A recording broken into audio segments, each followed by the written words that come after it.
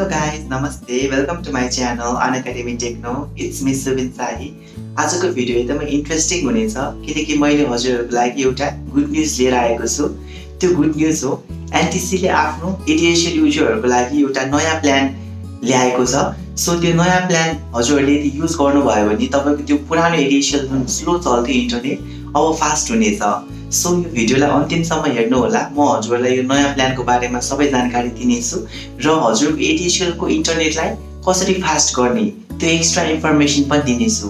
So यो भिडियोलाई अलिकति पनि स्किप नगरिकन लास्टसम्म हेर्नु होला है त। सो भिडियो सुरु गर्नु भन्दा अगाडि यदि हजुरहरु मेरो च्यानलमा नयाँ हुनुहुन्छ भने प्लिज मेरो च्यानललाई सब्स्क्राइब गरिदिनु होला र छेउमा रहेको बेल आइकनलाई पनि प्रेस गरिदिनु होला। सो अलिकति पनि ढिलो नगरी let's start the video. So यो नयाँ प्लानको नाम चाहिँ फाइबर होम हो र यसलाई FTTH प्लान पनि भनिन्छ। अब यो फाइबर होम प्लान भनेको के हो त? अब यसमा चाहिँ तपाईहरुलाई चाहिँ यसमा पहिला चाहिँ तपाईहरुले यो ADSL को इन्टरनेट चलाउँदाखेरि चाहिँ कपर वायरबाट अर कपर केबलबाट हजुरहरुलाई इन्टरनेट प्रदान गरिन्थ्यो भनेपछि अहिले चाहिँ तपाईहरुलाई चाहिँ फाइबर केबलबाट इन्टरनेट प्रदान गरिन्छ।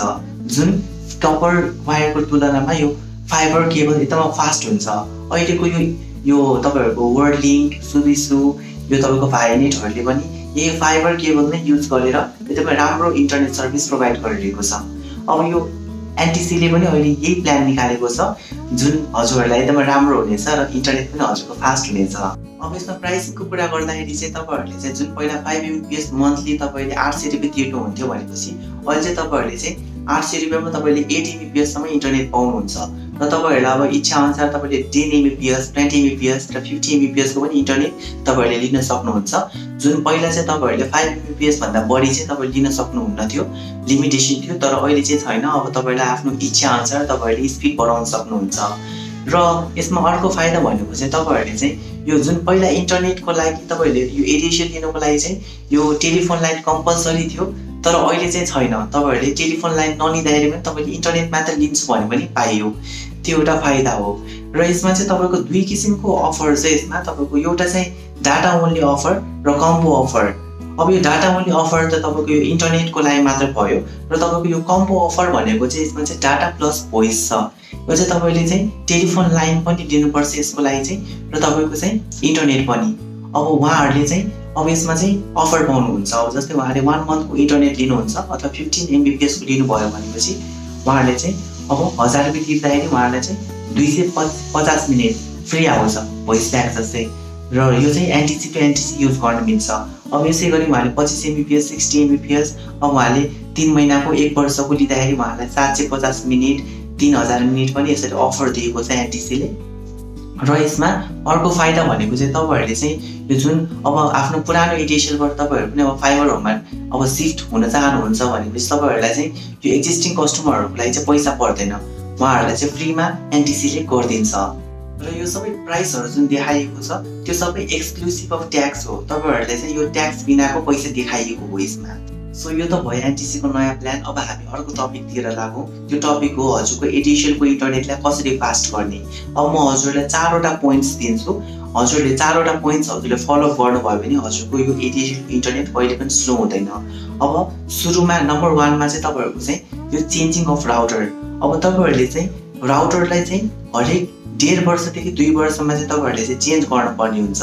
किनकि अब कोही त हुन्छ 5 वर्ष 10 वर्ष भइसकेको हुन्छ राउटर तर चेन्ज गरेको हुँदैन। जसको कारणले हजुरको इन्टरनेटको स्पिडमा असर पर्न जान्छ र इन्टरनेट स्लो हुन जान्छ। त्यसको कारणले राउटर चाहिँ सधैँ 1.5 वर्षदेखि 2 वर्ष भित्र चाहिँ चेन्ज गर्ने गर्नुस्। सो नम्बर 2 मा छ choosing the right data plan. अब जस्तै तपाईको फ्यामिली मेम्बरमा 20 जना मेम्बर हुनुहुन्छ र तपाईहरुले चाहिँ इन्टरनेट प्लान 8 Mbps को मात्र लिनु भयो भनेपछि त्यो इन्टरनेट तपाईहरुको लागि एकदमै स्लो हुनेछ किनकि मेम्बर त धेरै हुनुहुन्छ नि। अब यस्तो हुने भयो यो त अब लकडाउन 3 महिना लकडाउनमा सरकारले 20 जना मेम्बर जतिसुकै मेम्बर होस् 5 किलो चामल दिएको जस्तै हुने भयो। अब त्यो त पुग्दैन। 5 जना मेम्बरलाई पनि 5 किलो चामल दिएको छ, 40 जनालाई पनि तपाईको 5 केजी चामल दिएको छ। अब त्यस्तै हुन्छ यो इन्टरनेटको मामला पनि त्यस्तै हो। तपाईहरुले चाहिँ यो अब फ्यामिली मेम्बर अनुसार तपाईले चाहिँ इन्टरनेट प्लान चुज गर्न पर्ने हुन्छ। अब जस्तै तपाईहरुमा चाहिँ 20 जना फ्यामिली मेम्बर छ भनेपछि तपाईहरुलाई चाहिँ 20 Mbps देखि 40 Mbps भित्र तपाईहरुले चाहिँ इन्टरनेट प्लान चुज गर्नुभयो भने तपाईको इन्टरनेट एकदम फास्ट चल्छ। सो यो नम्बर 3 को पोइन्ट चाहिँ एकदमै इम्पोर्टेन्ट छ।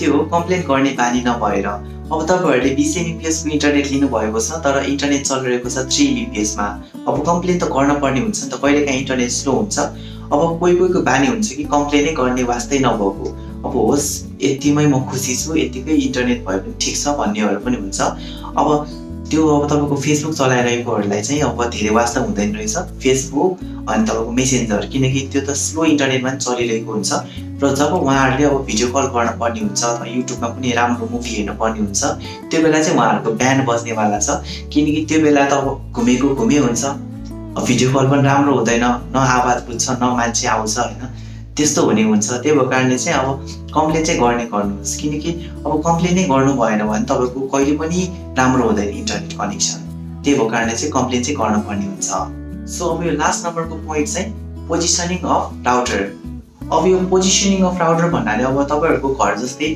6 तले घर छ र तपाईहरुले राउटर चाहिँ 2 तलामा हाल्नु भएको छ अथवा 1 तलामा हाल्नु भएको छ भनेपछि त्यो भन्दा माथि तलाकोमा चाहिँ इन्टरनेटको स्पिड एकदमै स्लो हुन्छ किनकि तपाईको राउटर हाल्ने पोजिसन मिलेको छैन त्यसको कारणले राउटरलाई सधैँ तपाईहरुले चाहिँ अब 3 तलामा हाल्ने गर्नुस् 3 तलाको पिच एरियामा हाल्ने गर्नुस् जसको कारणले हजुरको यो फ्रिक्वेन्सीहरु सबैमा पास हुन्छ र तपाईको इन्टरनेट एकदमै फास्ट चल्ने हुन्छ त्यसको कारणले राउटरलाई कहिले पनि टिभीको तल र कुना काप्चामा हाले नगर्नुस् जसको कारणले फ्रिक्वेन्सी राउटरले फाल्न सक्दैन र हजुरको इन्टरनेट स्लो हुने जान्छ त्यही भएर राउटरलाई सधैँ सही पोजिसनमा हाल्ने गर्नुस् सो आजको लागि यति नै हो गाइस आई होप हजुरलाई मेरो भिडियो मन पर्यो र हजुरहरुलाई यो भिडियो युजफुल पनि लाग्यो होला अब हजुरहरुको लागि यस्तै नै भिडियोहरु ल्याइरहेको हुन्छु सो यदि हजुरलाई मेरो भिडियो मन परे प्लिज लाइक शेयर र कमेन्ट पनि गरिदिनु होला अनि मेरो च्यानललाई सब्स्क्राइब पनि गरिदिनु होला thank you so much for watching guys